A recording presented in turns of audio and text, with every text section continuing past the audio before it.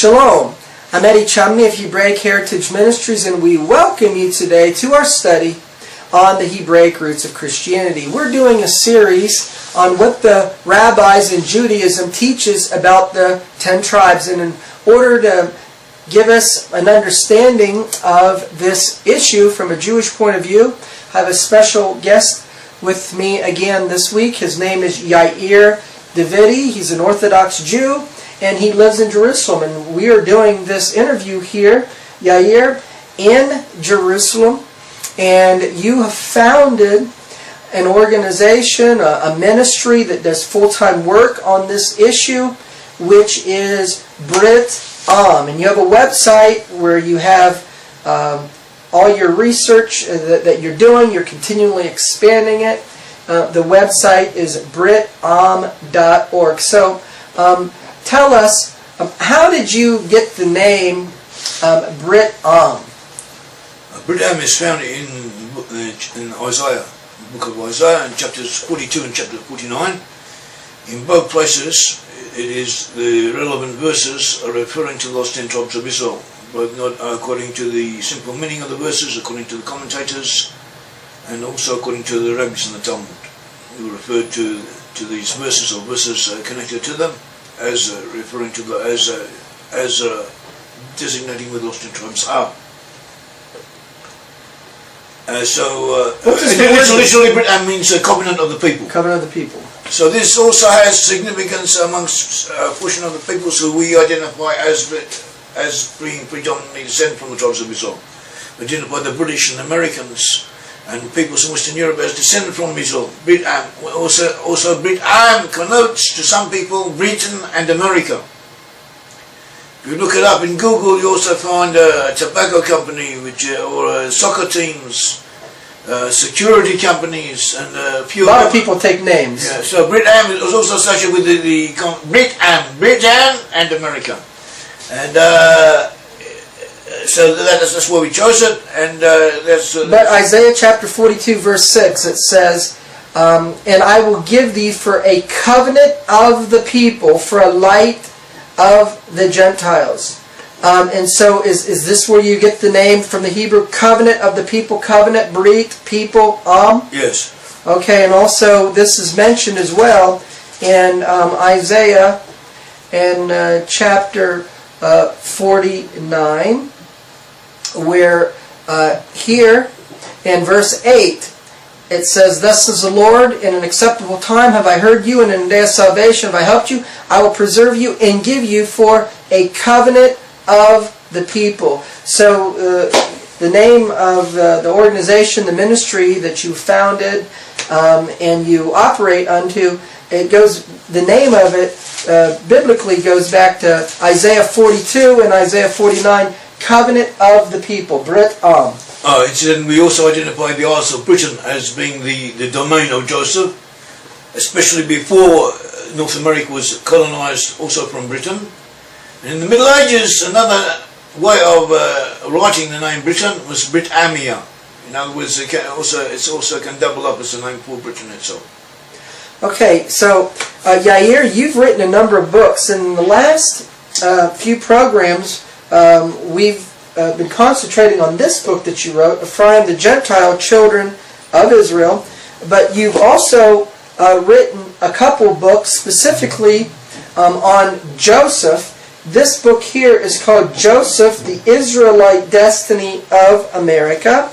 And then another book here on Joseph is Rule to Rule, the Task of Joseph. And in these books, Yair, you go over biblical characteristics of the 10 tribes, what the Bible prophesies about them, ultimately allow us to understand where they went and identify them. So in this program, we're going to talk about the biblical characteristics of Ephraim. And so we're going to go over the list here and like you to make some commentary about these. So number one, what the Bible says and prophesying about the tribes of Israel. In Genesis chapter 22 verse 17, And in 24 verse 60, it says, they will possess the gates of their enemies. Could you talk about that? So it says the gates of the enemies, the gates of those who hate them. These are part of the promises of it, which were given to Abraham, Isaac and Jacob, and passed on to the children of Israel, especially to Joseph. And the Midrash incidentally gives us an example of what such a gate was. In the time of Solomon, Solomon possessed the region of Tadmor in the Syrian desert, and it says that Tadmor controlled the spice routes of that time, and the caravan routes into the desert area, which was strategically very important. So this is given as an example of a gate of the enemies.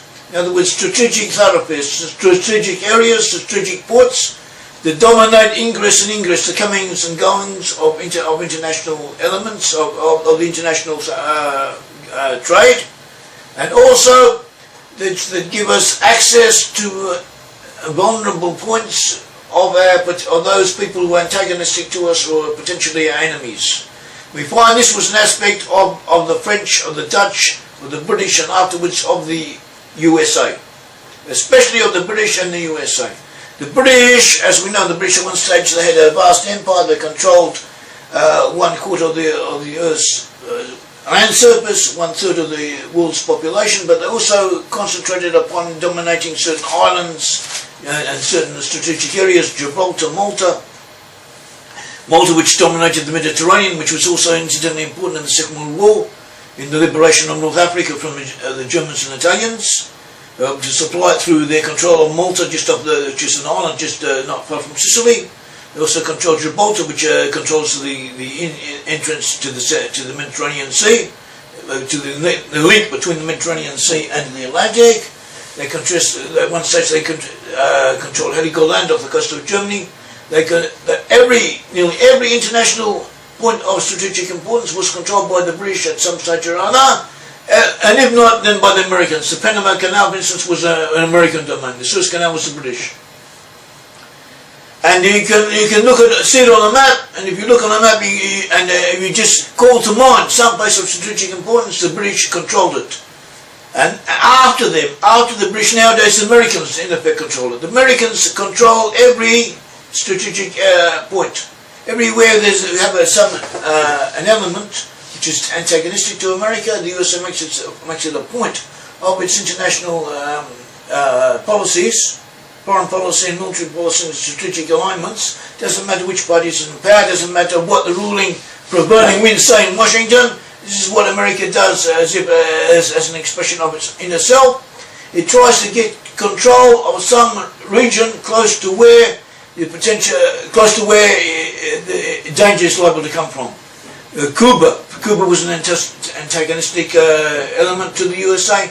The Americans controlled a base in Cuba. Libya, the same thing in Libya. The Americans retrained in Benghazi, retrained bases in Libya when Gaddafi was going crazy and encouraging terrorism all over the world. So the Americans always had an edge to get in there if they really had to get out their potential enemies. And after when the USSR began to break down, they did the same thing. In Kazakhstan, around and that's what maybe they're overdoing it a little bit. They're even now trying to build bases or get some type of entrance points into Poland, into areas, just in case Russia returns to its nasty ways.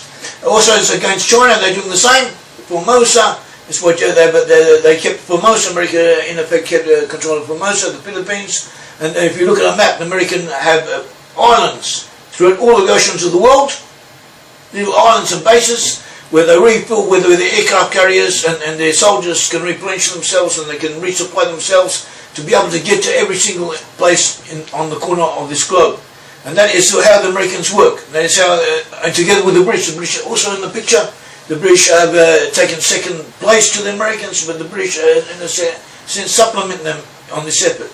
And even America's aircraft carriers, America's idea of domination of space, of satellites that encompass the globe. You can see every place on the corner of the globe, and if necessary can be armed and able to shoot missiles at any place on the globe. That is also a part of the same aspect, of the same outlook, the same expression of the American essence. And you could say that, and you could say the same about any major power, but it's not so. Most major powers are not like this. In fact, the only powers who put an emphasis on this strategic, strategic policy or concept were the British and Americans, or to a small extent the Dutch and the French before them. But no one's ever did it to that extent. Yeah, all over the world. Yeah, and even those other peoples who did do it are also to a significant degree descended from Israelites. Okay, so possessing the gates of your enemies does not necessarily have to refer to military strategic areas. It refers to being able to have control and dominance over your enemies, and one of those important ways of having control and dominance over your enemies is militarily. You have to be able to be secure and to protect your interests. So it very much would have an application to military, but having to possess the gates of your enemy could also have an economic connection. For example, since World War II, the US dollar has been the world's reserve currency, and the United States has maintained a superiority in the world because it possesses international trade through the US dollar. So that could be another application of possessing the gates of your enemies. So definitely we see characteristically how we can have the fulfillment of that. Let's go on to the next one. The tribes of Israel would be located in the isles of the sea. And there's many verses that speak about this. Isaiah chapter 11:11, 24:15, 42 verse 4, chapter 49 of Isaiah, chapter 51 verses 4 and 5, Jeremiah chapter 31 verses 6 through 10. So here in Isaiah 42 verse 4 it says, "In the isles shall wait for your Torah." So explain to us a little bit about this, that the tribes of Israel were prophesied to be located in the isles of the sea. So this is the prophet said that the lost tribes of Israel would be located in the isles of the sea. And these verses are referring to the 10 tribes of Israel according to rabbinical commentators, also according to the simple meaning. But some people could come along and say that maybe, how do you know it's the 10 tribes? Maybe it's referring to Judah. So I say if you look at the rabbinical commentators, they understand also that it's referring to the tribes of Israel in their places of exile. It would be the isles of the sea. The isles of the sea would be to the west of the land of Israel. And it could only refer to the British Isles and related areas. Okay, so it refers to the British Isles. Could it refer to America or South Africa or Australia or New Zealand as the Isles of the Sea as well? It could also, yes, there's another possibility. Okay, and so in Isaiah, in chapter 49, it talks about the land of, how do you pronounce it? Sinim. And this is Isaiah chapter 49 verse 12. It says, "Behold, these shall come from far and low, these from the north and from the west, and these from the land of Sinim." Now a lot of people associate that with China. Is it associated with China, or is it associated with perhaps Australia or New Zealand or some other countries like that? How do we understand the land of Sinim? We understand to be associated with Australia. Incidentally, this verse and other verses in this chapter are referring to the 10 tribes, as we said, as we understand the Hebrew original to be speaking, and as rabbinical commentators also say. So it is definitely talking about those tribes of Israel, those 10 tribes, and therefore it is strongly implied here that the lost 10 tribes, they must be in the north from the land of Israel, they must also be in the west, they must also be in the land of Sinim. And if we say that Sinim means Australia, therefore by implication it is referring to the people who are related to the present-day inhabitants of Australia. In other words, the English-speaking peoples of North America and the British Isles and New Zealand and related areas. Why do we say it's Australia?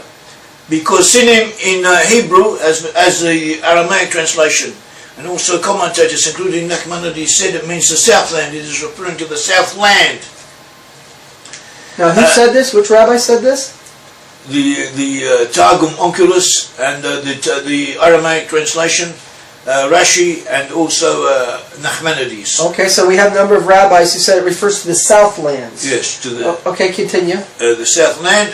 That was Jerome, who translated the Bible into Latin. He consulted with rabbis. He translated this word sinim to be Australius or Australia.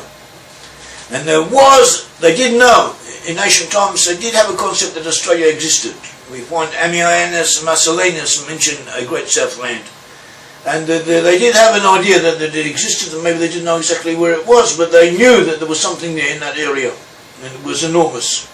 Later on, Captain Cook and the British, and before them the Dutch, confirmed what was already known about from in different ways.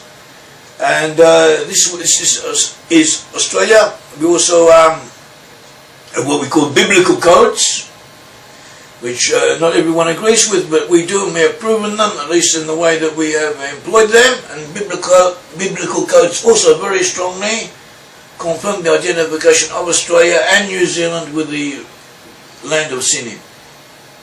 Okay, so how do you refer to the Chinese today in modern Hebrew? In modern Hebrew, the word for sin, for China, is Sin.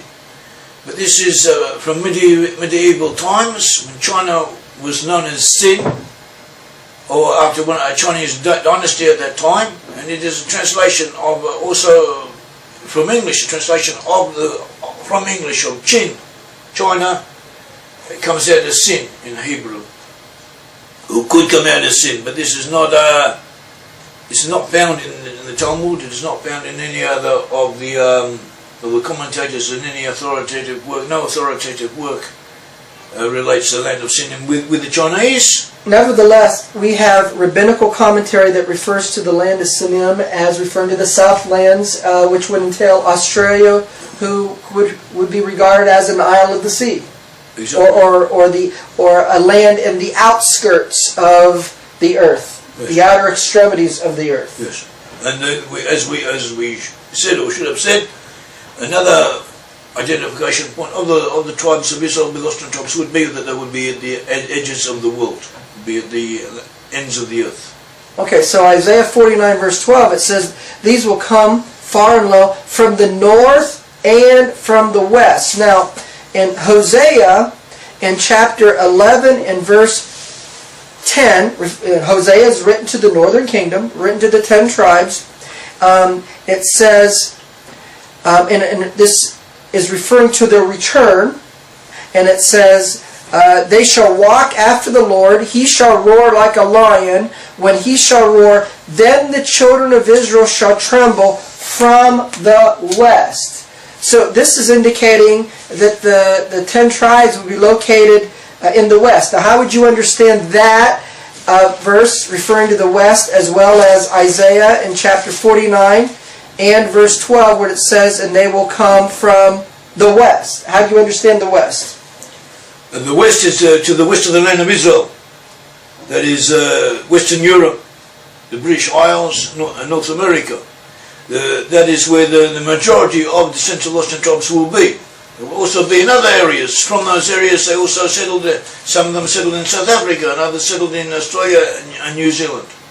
But the majority of them, their homeland would be to the west of the land of Israel. Okay, let's look at the book of Obadiah. Obadiah in chapter 1, there's only one chapter in the book of Obadiah, so we're going to look at verse 20. And here it refers to the captives of Israel, and it says, "And the captivity of this host of the children of Israel shall possess that of the Canaanites, even unto Zarephath, and the captivity of Jerusalem, which is Sepharad, shall possess the cities of the south," or the Negev. So here it mentions Zarephath and Sepharad. Now, what is that referring to? Because it's talking about the tribes being in Zarephath and Sepharad. Yes, I'd just like to qualify this verse, which is quite involved. It says the captivities of this host in Hebrew, Galuta Hailazeh, which means this first captivity, this first exile. According to the commentators, this is referring to the 10 tribes of Israel. Rashi says that. Also, Nachmanides says that. He says, definitely especially referring to the tribes of Israel. Also, in continuation, we see a reference to Joseph. Okay, now who's Rashi? Rashi was a medieval commentator, the foremost medieval commentator of Jewish studies, of Judaism. He wrote commentaries on the Bible, on most books of the Bible, and also on the Talmud. And he is an indispensable authority. So does Judaism today study the explanations of Rashi of the Bible today? Yes, he is. Any religious Jew who studies the Bible uses Rashi, but the emphasis, however, is on the first 5 books of the Bible, on the Torah, on the Pentateuch. The other prophetical books are not studied so intensively, and also Rashi on the other books of the Bible is considered somewhat less of an authority, to tell the truth. Okay, so Rashi is highly studied, especially as it relates to the Torah among Judaism today. And what is it that Rashi said here about Zarephath? So he says Zarephath is referring to the land of France. He says this whole verse is concerned the lost 10 tribes of Israel. So how would we understand that that's referring to France? Zarephath in Hebrew is a name for France. In Hebrew. Zarephath. In the Hebrew language, that's the word for France. It's in modern Hebrew, and also medieval Hebrew. It's a word for France. Okay, so that means in Hebrew France. Go ahead. So I mean, it's plain that we'd connect it to France because that's what the Hebrew word is. Yes. Abarbanel, the Isaac Abarbanel, who we have mentioned several times previously, he says that you should understand not only is referring to France, but to France and England together. As being one and the same, and from there two lost Israelites were to be found and will return in the end times. But the captivity of Jerusalem, which is Sephard, the Sephard is the name for Spain, and here they say that it is referring to Jews from Judah who will be taken into captivity and will be found in Spain, which was for a long time a major centre of Jewish existence until 1492 when the Jews were expelled from Spain. But even now, an important section of the Jewish people, the Sephardim, or Eastern Jews, many of them are descended from the exiles of Spain. So there are 2 major classes of Jews. That's the Ashkenazi and the Sephardic. Yes. And here, the Sepharad would be connected with Sephardic Jews. Yes. So what's the difference between Ashkenazi Jews and Sephardic Jews? Ashkenazi Jews come from Europe. Ashkenaz in Hebrew, it refers to Germany. One of the sons of Gomer in the Bible, the son had Noah. One of the sons of Noah were Shem, Ham, and Japheth. One of the sons of Japheth was Gomer. Out of the 3 sons of Gomer, one of them was called Ashkenaz. Ashkenaz traditionally settled in Germany, as well as other peoples also settled in Germany. Ashkenaz was a name used for Germany. In medieval times, Germany was an important settlement area for Jews. Some of my ancestors came from there, were in that area. So would Ashkenazi always also refer to Eastern European peoples? Eastern European Jews as well? Yes, no. So what happened with the Crusades, there were problems in Germany. So many of them moved westward and settled in Eastern Europe. And even in areas where they were not necessarily the majority of the congregation, they were important, they knew more, they determined matters. So, and also they even brought their language, Yiddish, which is actually a Germanic language, with them. So all of European Jews became known as Ashkenazi. The same thing with the Sephardim. The Sephardim, the Jews from Spain, were more cultured, more developed, they knew more, and even they went to eastern areas in the east, in Syria, in Iraq, and in other places where a community of Jews already existed.